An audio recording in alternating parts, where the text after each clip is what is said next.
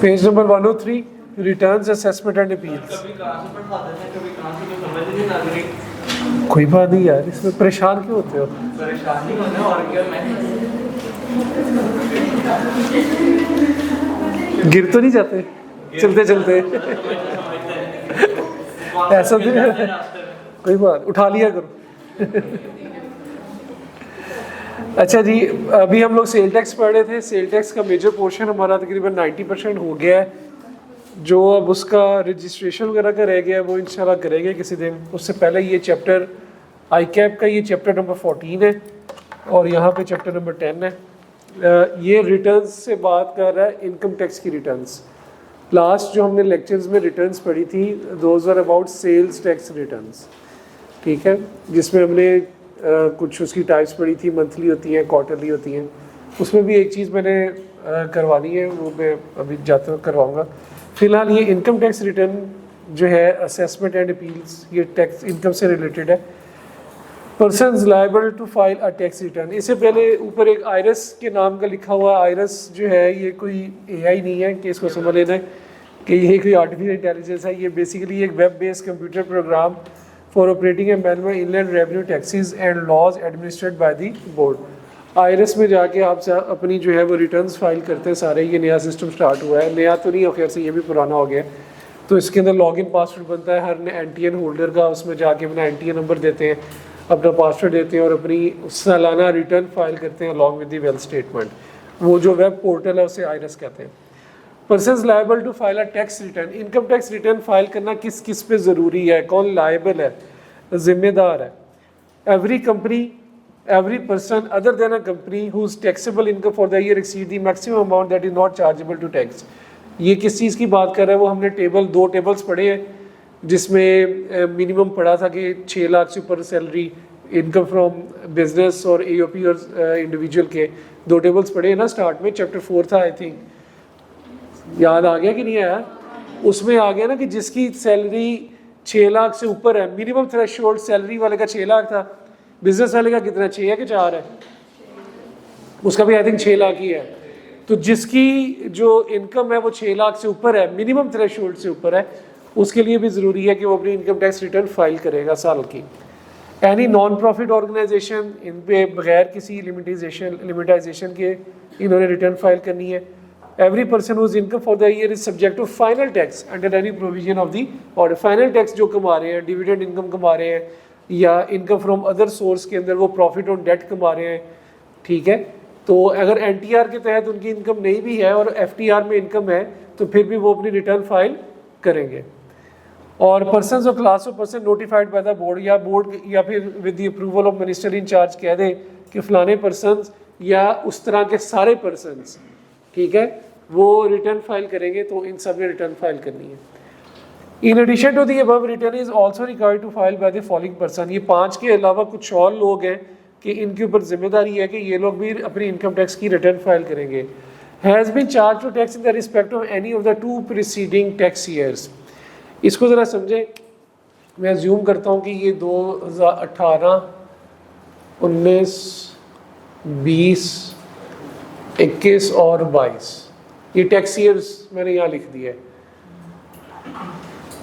ठीक है। अब टैक्स ईयर्स में मैंने यहाँ मेंशन करना है कि अगर उसकी जो इनकम थी, इनकम चार्जेबल टू टैक्स, ठीक है, जो हमारी टैक्सेबल इनकम कह लें आप, टैक्सेबल इनकम 2018 में उसकी 8 लाख थी, तो 6 से ऊपर वाला रिटर्न फाइल करेगा ना।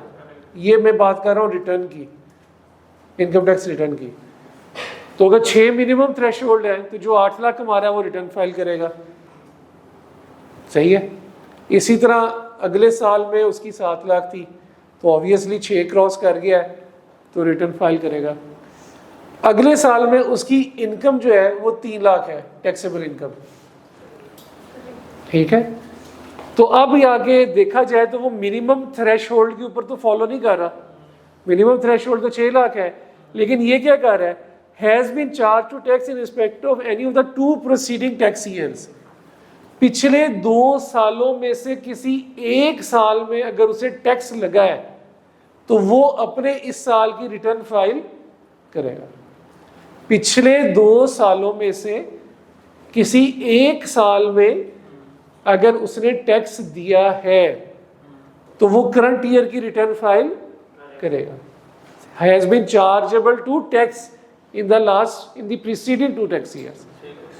ये नहीं देखना कि रिटर्न फाइल की है कि नहीं, चार्जेबल टू टैक्स। अब ये पिछले 2 सालों में से किसी एक साल में से रिटर्न फाइल की है, ऑब्वियसली इसने दोनों सालों में की है, तो ये रिटर्न फाइल करेगा 2020 की भी। तो अज्यूम करते हैं, हम आगे चले जाते हैं, आगे अगले साल उसकी इनकम फिर टैक्सेबल इनकम 2 बन जाती है, ठीक है।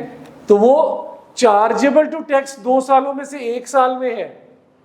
इस साल में चार्जेबल टू टैक्स तो नहीं था, लेकिन रिटर्न फाइल नहीं की, रिटर्न फाइल करनी थी।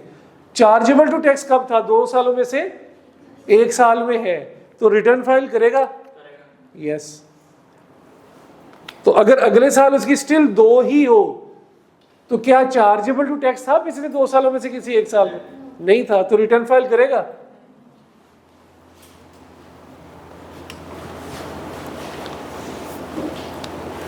तो ये बात देखनी है, has been charge to tax in the preceding 2 tax years. ये बेशक इसके साथ छोटा सा बना लें इस लाइन के साथ, ताकि आपको याद रहे पढ़ाया क्या था, नहीं तो पूछते रहेंगे एक दूसरे से।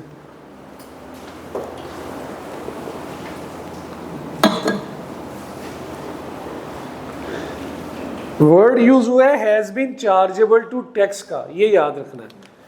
पिछले 2 सालों में से किसी एक साल में has been charge to tax, तो वो करंट ईयर की रिटर्न फाइल करेगा। तो जब वो 6 से एक्सीड कर रहा है तो वो ये इन दोनों सालों में टैक्स चार्ज हो रहा है उसे, ठीक है। आगे चले, claims are loss carry forward for a tax year. Losses हमने पढ़े थे, अगर उसने कोई लॉस जो है क्लेम कर लिया पिछले सालों का तो वो भी रिटर्न फाइल करेगा, बेशक उसकी कोई इनकम हो या ना हो। Owns immovable property with a land area of 500 square yard, जिसके पास जमीन हो, इमूवेबल प्रॉपर्टी हो, जमीन with a land area, building हो इमूवेबल प्रॉपर्टी, जिसकी जो जमीन का एरिया है वो 500 स्क्वायर यार्ड हो या उससे ज्यादा, कम से कम 500 स्क्वायर यार्ड या उससे ज्यादा, तो वो भी रिटर्न फाइल करेगा। और ओन्स एनी फ्लैट, या उसने फ्लैट ओन करता हो, उसके नाम पे फ्लैट हो, कहाँ पे लोकेट हो, located in the areas falling with in the municipal limit, municipal limit के अंदर उसका फ्लैट हो। ये जो आगे लाइन लिखी है ना, एग्जिस्टिंग से लेके इमीडिएटली, ये एग्जिस्टिंग से नीचे लेके नीचे प्रोविंसेस तक काट दें, एग्जिस्टिंग से लेके नीचे प्रोविंसेस तक काट दें, इसका कोई फायदा नहीं। बस सिर्फ इसको ये याद करने की जरूरत है कि कोई भी फ्लैट हो जिसकी लोकेशन क्या हो, विद इन म्यूनिसिपल लिमिट्स, पहली बात, या एरिया इन अ कैंटोनमेंट, या फिर वो कैंटोनमेंट के एरिया, कैंट के एरिया में फ्लैट हो, या फिर इस्लामाबाद कैपिटल टेरिटरी में वो फ्लैट हो, सही है। तो पहली बात उसने कहा कि उस या तो वो एक इमूवेबल प्रॉपर्टी ओन करता हो 500 स्क्वायर यार्ड या उसकी ज्यादा की, ठीक है, या फिर वो फ्लैट ओन करता हो। फ्लैट की उसने लिमिट बता दी, लोकेशन बता दी कि इन 3 जगहों में से कहीं पे भी उसका फ्लैट हो, म्यूनिसिपल लिमिट्स के अंदर हो, कैंटोनमेंट में हो, या इस्लामाबाद कैपिटल टेरिटरी में, तो वो अपनी रिटर्न फाइल करेगा। Owns immovable property with a land area of 500 square yard और more located in a rating area. Rating area की डेफिनेशन हमारे कोर्स में नहीं है, तो ये कोई स्पेसिफिक टाइप ऑफ हो सकता है कि उन्होंने अपने टेक्स्ट के अंदर कुछ एरियाज को रेटिंग एरिया का नाम दिया हो, तो इसको आप इसी तरह याद रख लें कि किसी का अगर इमूवेबल प्रॉपर्टी है with a land area of 500 square yard rating area में, तो वो भी टैक्स रिटर्न फाइल करेगा। owns a flat having covered area of 2000 square feet or more located in a rating area। पहले उसने फ्लैट्स और immovable property की बात की अदर देन रेटिंग एरिया, ठीक है। उसके अंदर दोनों की जो लिमिट थी स्पेस, वो इमूवेबल की सेम थी, फ्लैट की कोई नहीं थी। रेटिंग एरिया में उसने फ्लैट की लिमिट बता दी 2000 स्क्वायर फीट, इससे ऊपर देखें तो दोनों दफा जो वर्ड यूज हुआ है वो स्क्वायर यार्ड का हुआ है। रेटिंग एरिया में जो फ्लैट है वो 2000 स्क्वायर फीट के ऊपर वो बात कर रहा है, सही है। और उससे ऊपर जो वो फ्लैट की बात कर रहा था वो बगैर किसी एरिया के बात कर रहा, जहां पे उसने म्यूनसिपल लिमिट्स का कहा है, कैंटोनमेंट का कहा है और इस्लामाबाद कैपिटल टेरिटरी का कहा है। तो ये इस तरह से कुछ चीज़ों को आपको बार बार पढ़ के ही थोड़ा सा ज़हन नशीन करना पड़ेगा। Owns a motor vehicle having engine capacity above 1000 CC, जिसके पास 1000 सीसी से ज़्यादा गाड़ी है वो भी अपनी रिटर्न फाइल करेगा। ये हाउएवर वाला पॉइंट अभी छोड़ेंगे, सबसे एंड में पढ़ाऊंगा अभी। हैज़ ऑब्टेन एनटीएन नंबर, जिसके पास एनटीएन नंबर है वो रिटर्न फाइल करेगा।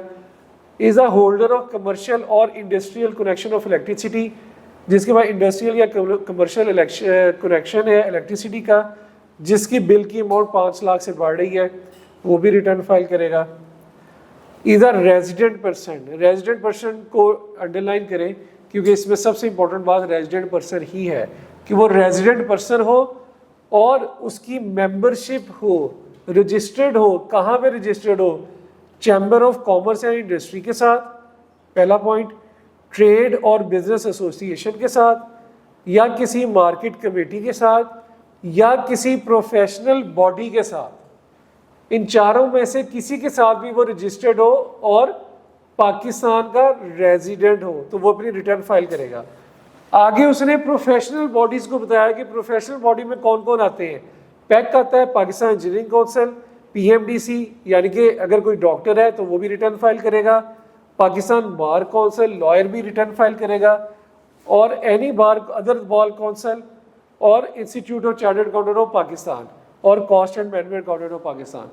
चार्टर्ड अकाउंटेंट भी अपनी रिटर्न फाइल करेगा और कॉस्ट एंड मैनेजमेंट अकाउंटेंट भी अपनी रिटर्न फाइल करेगा। तो ये सारे मेंबर्स जो हैं, ठीक है, वो भी अपनी रिटर्न फाइल करेंगे बशर्ते कि वो रेजिडेंट पर्सन हो। फिर resident person being an individual required to file foreign income and asset statement, यहाँ पे भी रेजिडेंट पर्सन को अंडरलाइन करें। ऐसा रेजिडेंट पर्सन जिस पे लायबल है कि वो foreign income and asset statement file करे। Foreign income and asset statement क्या है ये हमने बड़ी डिटेल में पढ़ना है, और ये कब कोई फाइल करता है इसका भी क्राइटेरिया है। तो सिर्फ अभी यही याद कर लें कि जो फॉरेन इनकम और एसेट की रिटर्न फाइल करेगा रेजिडेंट पर्सन, वो भी अपनी इनकम टैक्स की रिटर्न फाइल करेगा। Every individual whose income under the head income from business exceed 3 lakh but does not exceed 4 lakh is also required to file tax return. ये इसने update नहीं किया, ये पुराना ही है, लेकिन इसको एज इट इज़ ही याद करना पड़ेगा कि जिसकी इनकम फ्रॉम बिजनेस की यहाँ पे सिर्फ बात हो रही है 3 लाख से बढ़ रही है लेकिन 4 लाख से कम है, तो वो भी अपनी रिटर्न फाइल करेगा। तो ये कुछ क्राइटेरियाज हैं जो कि लायबल है ये पर्सन अपनी इनकम टैक्स रिटर्न फाइल करने के, जो इतना मुश्किल नहीं है। आई थिंक कि अभी आप 1-2 दफ़ा इसको घर जाके पढ़ेंगे तो वैसे ही याद हो जाएंगे।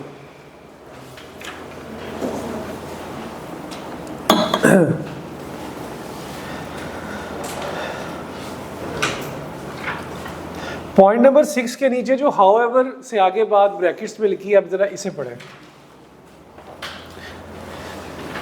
Above provisions of 3 to 6, 3 to 6 से क्या मतलब है?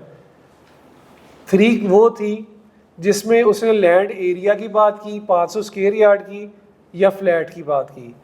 4 वो थी जिसमें उसने लैंड एरिया की रेटिंग एरिया में बात की। 5 वो थी जिसमें उसने फ्लैट की रेटिंग एरिया में बात की। और 6 वो थी जिसमें उसने इंजन, गाड़ी के इंजन की बात की।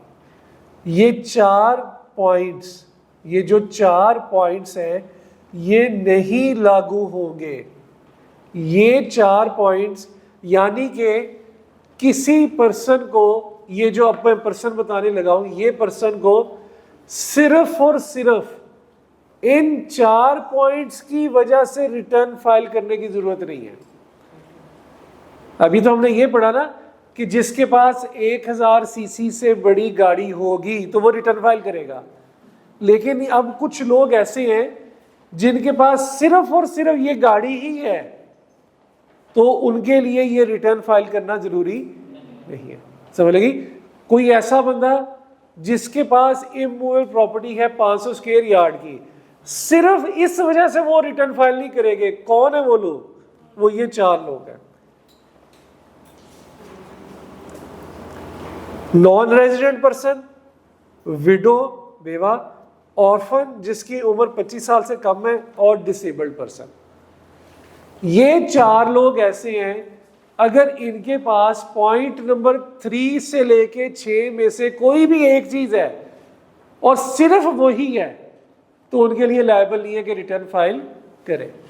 मिसाल के तौर पे एक विडो है, उसके पास 1300 सीसी कार है, तो हमने अभी क्या पढ़ा कि जिसके पास 1000 सीसी से ज़्यादा कार है वो रिटर्न फाइल करेगा, लेकिन विडो है, सिर्फ 1300 सीसी कार है उसके पास, तो इस वजह से कि वो 1000 सीसी ऊपर है वो रिटर्न फाइल नहीं करेगी। लेकिन एक विडो है, उसका बिजनेस इनकम है और उसके पास 1300 सीसी कार है, तो वो रिटर्न फाइल करेगी। लगी बात समझ?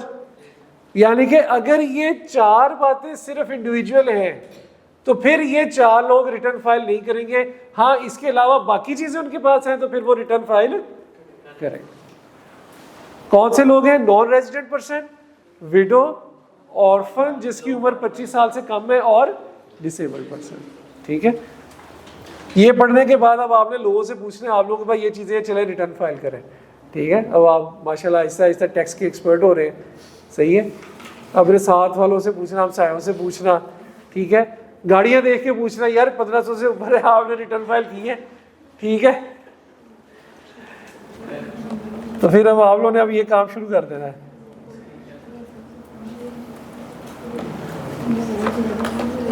Business bank account, business bank account के ऊपर यार हमने बड़ी तफसीलन बातें की हैं। ठीक है, आपने अपना बिजनेस बैंक अकाउंट को रजिस्टर कराना होता है, कमिश्नर को रजिस्टर कैसे कराते हैं? टैक्स रिटर्न्स के थ्रू करवा लेते हैं। उसके अंदर कोई चेंज हो तो वो भी उसके अंदर बताना होता है, और जितनी भी ट्रांजैक्शंस होती हैं अपनी बिजनेस बैंक अकाउंट के थ्रू ही करनी है। कोई भी ट्रांजैक्शन जो अपनी बिजनेस बैंक अकाउंट के थ्रू नहीं करेंगे वो एक्सपेंस क्या हो जाएगा? डिसअलाउ हो जाएगा। तो ये 4-5 लाइनें पढ़ लीजिएगा, इनमें यही बातें लिखी हुई हैं। Legal implications for not declaring a bank account, ये भी उसी के अंदर फाइल करता है। टैक्स प्रोफाइल, टैक्स प्रोफाइल इसी बुक के अंदर दिया हुआ है, ICAP ने अपनी लेटेस्ट बुक के अंदर नहीं दिया, तो फॉर द टाइमिंग इसे ज़रा अभी छोड़े, ये 4 थोड़ी बहुत ही लाइन्स ही हैं, तो इसको मैं इस चैप्टर के एंड पे देखूंगा कि किस हद तक इसको पढ़ाना है। नॉर्मली ये अभी तक मैंने ICAP की बुक देखी थी लेटेस्ट एडिशन की, उसके अंदर ये टैक्स प्रोफाइल का जिक्र नहीं है, तो इसको इस चैप्टर के एंड पे देखते हैं। बाकी चीज़ों को देखते हैं। Electronic filing of return of income and other documents. Return of income can be filed electronically on the web and by the magnetic media or any other computer readable media. In the following cases, electronic filing is mandatory. अच्छा, electronic filing ही वैसे अब अक्सर चलती है, दूसरी filing वैसे ही ख़त्म हो गई है। तो ये अब आप इन्होंने देखा हुआ है कि कौन कौन सा पर्सन इलेक्ट्रॉनिकली फाइल करेगा अपनी रिटर्न को, साथ में कौन कौन से डॉक्यूमेंट्स जमा कराने ज़रूरी है। कंपनी या AOP अपनी इनकम की रिटर्न फाइल करेंगे, साथ में with holding tax statement file करेंगे। विद होल्डिंग टैक्स स्टेटमेंट मैंने आपको एक दफ़ा बताया था कि कंपनी जो होती है वो लोगों का टैक्स विद हेल्ड करती है, तो जैसे जैसे विद हेल्ड करती है वो एक सफ़े पे लिखती रहती है, तो उस सफ़े का नाम क्या होता है? स्टेटमेंट। तो विद होल्डिंग टैक्स स्टेटमेंट उसे कहते हैं कि हमने फलाने फलाने का टैक्स विद हेल्ड किया है। किसी को 100 रुपया देना था, उसको 80 रुपये दिए, 20 रुपये का टैक्स उसका विद हेल्ड कर लिया है। तो कंपनीज और AOP जितनी भी होंगी वो विद होल्डिंग टैक्स स्टेटमेंट्स जो है वो और साथ में अपनी रिटर्न ये फाइल करेंगे। Person registered under sale tax, जो सेल टैक्स में रजिस्टर है वो अपनी सेल टैक्स की रिटर्न भी फाइल करेगा और इनकम की रिटर्न भी फाइल करेगा। An individual having salary income is 5 lakh और मोर, जिसकी 5 लाख से ज़्यादा इनकम है वो रिटर्न ऑफ इनकम फाइल करेगा। साथ में क्या क्या करेगा? Proof of deduction payment, wealth statement, reconciliation, foreign income and asset statement if required. देखिए, जो वेल्थ स्टेटमेंट है ना, ये तो अब हर बंदा ही फाइल करता है। जिसने इनकम टैक्स की रिटर्न फाइल करनी है वो वेल्थ स्टेटमेंट फाइल करेगा। उसकी वजह ये है कि जब IRS के अंदर आप जाते हैं तो वेल्थ स्टेटमेंट को इनकम टैक्स रिटर्न के साथ मर्ज कर दिया गया है, उसी के टैब्स में आगे वो टैब खुलता है। तो जब तक वेल्थ स्टेटमेंट फाइल नहीं करते इनकम टैक्स की रिटर्न फाइल होती ही नहीं है। तो वेल्थ स्टेटमेंट आपने उसके साथ साथ फाइल करनी है। लेकिन जो foreign income and asset statement होती है इसका क्राइटेरिया होता है, वो क्राइटेरिया हम इसी चैप्टर में पढ़ेंगे, इसकी पूरी डिटेल डिस्कशन है कि कौन कौन foreign income and asset statement file करेगा। An individual declaring taxable income of 1 million and above और turnover exceeding 50 million, return of the income and withholding tax statement, ये ऊपर वाली बात ही आ रही है। उस यहाँ पे फ़र्क ये है, या इंडिविजुअल की बात कर रहे हैं और ऊपर जो है कंपनी और एओपी की बात की थी। फेडरल गवर्नमेंट डिपार्टमेंट जो होती हैं वो WST स्टेटमेंट देंगे, non cooperative entity claiming refund return of income जमा कराएंगे, और एनी पर्सन क्लेमिंग रिफंड वो एप्लीकेशन ऑफ रिफंड देगा। तो ये कुछ डॉक्यूमेंट्स हैं, ये भी आपको 2-3 दफ़ा पढ़ के थोड़ा सा क्रैम ही करना पड़ेगा इसको, और इसका कोई हल नहीं है। लेकिन अगर लॉजिकली चलेंगे तो देखें तो 2-3 डॉक्यूमेंट्स ही बार बार ऊपर नीचे आ रहे हैं।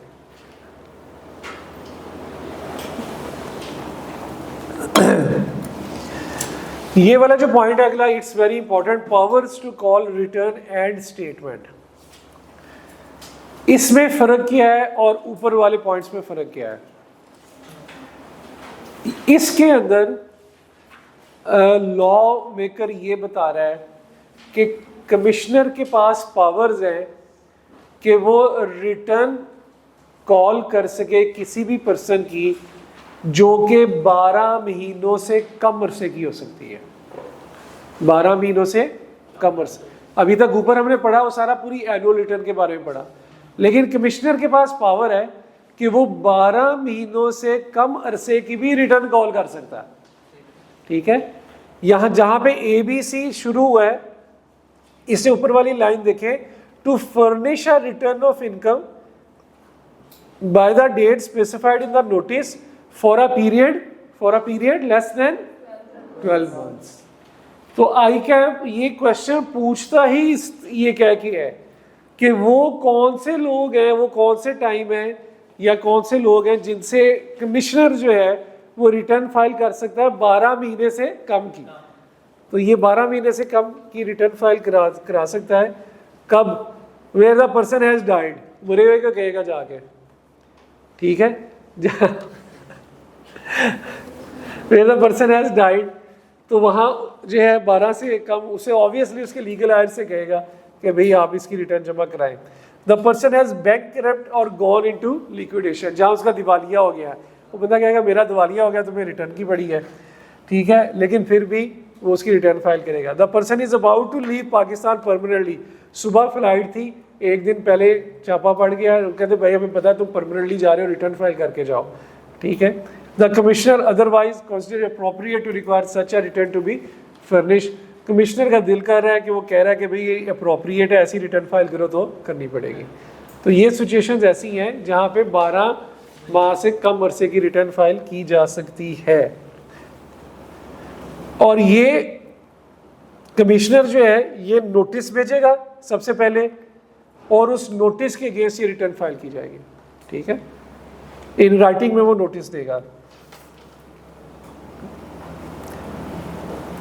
आगे पढ़ते हैं इसमें, the commissioner may by notice in writing require any person who is in the commissioner's opinion is required to file a return of a income for a tax year or assessment year but has failed to do so, to furnish a return of income for that year within 30 days from the date of service of such notice or such longer or shorter period as the case may be in such notice or as the commissioner may allow. Any such notice may be issued in the respect of one or more of the last 5 completed tax years or assessment years. ये बड़ा interesting point है।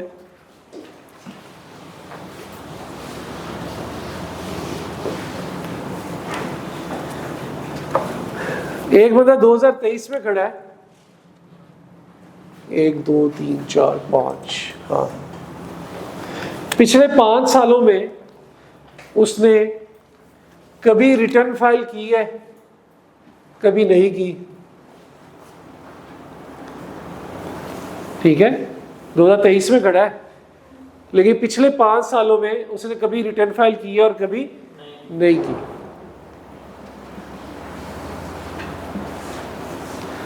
तो commissioner पता क्या करेगा? Commissioner कर सकता है, क्या कर सकता है? कमिश्नर इसको नोटिस देगा। ठीक है, नोटिस में जो टाइम देता है ना, नॉर्मली वो 30 दिन का देता है। ठीक है, नोटिस देगा कि 30 दिन के अंदर रिटर्न जमा कराओ।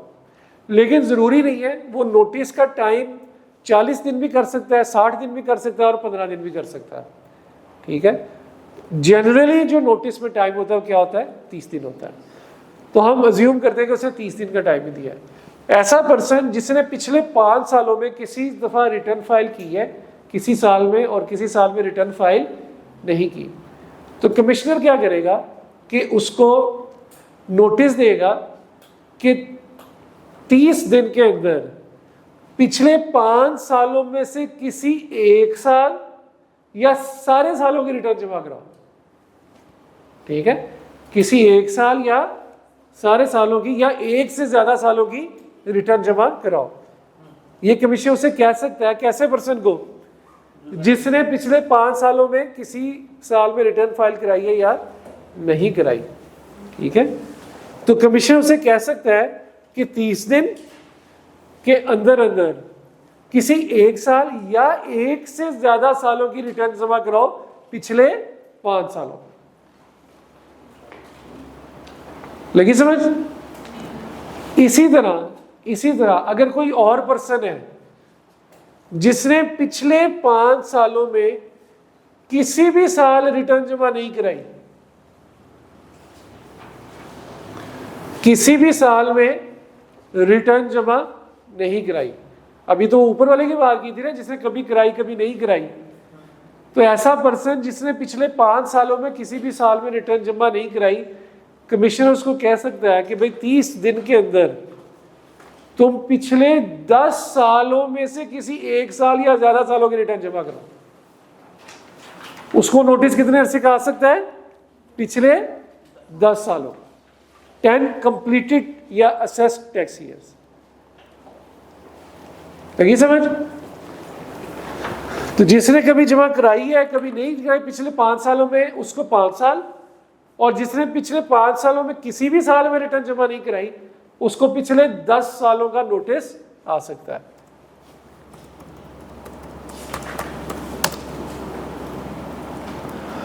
ये अगले पेज में जो स्टार्ट हो रहा है हमारा, पहले उससे जरा पढ़ लें। In case of a person who has not filed return in any of the last 5 completed tax years, पिछले completed 5 सालों में उसने कोई रिटर्न जमा नहीं कराई, यानी कि वो 23 में बैठा होगा ना, फिर पिछले 5 completed सालों में उसने कोई भी रिटर्न जमा नहीं करवाई। नोटिस में B issued in respect of 1 or more of the last 10 completed tax year। Notice issue किया जा सकता है कि एक या एक से ज्यादा सालों की रिटर्न जमा करवाओ, और वो पिछले 10 सालों के अंदर।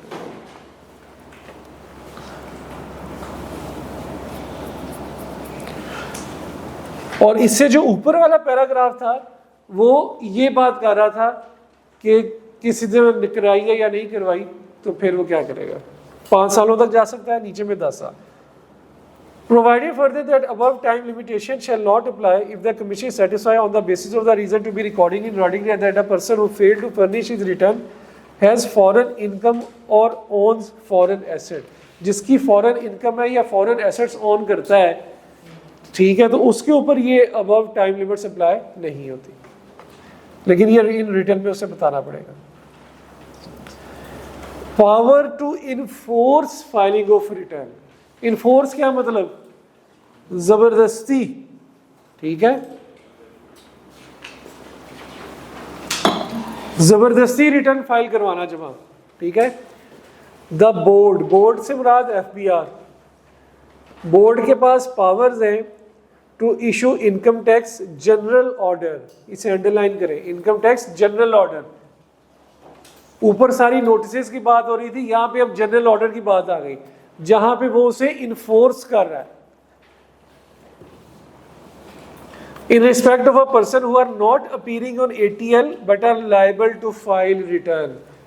ऐसा पर्सन जो एक्टिव टैक्स पेयर लिस्ट में नाम नहीं है लेकिन वो लायबल है रिटर्न फाइल जमा कराने का और उसने रिटर्न जमा नहीं कराई, तो बोर्ड उसको जनरल ऑर्डर दे सकता है कि तुम रिटर्न जमा कराओ।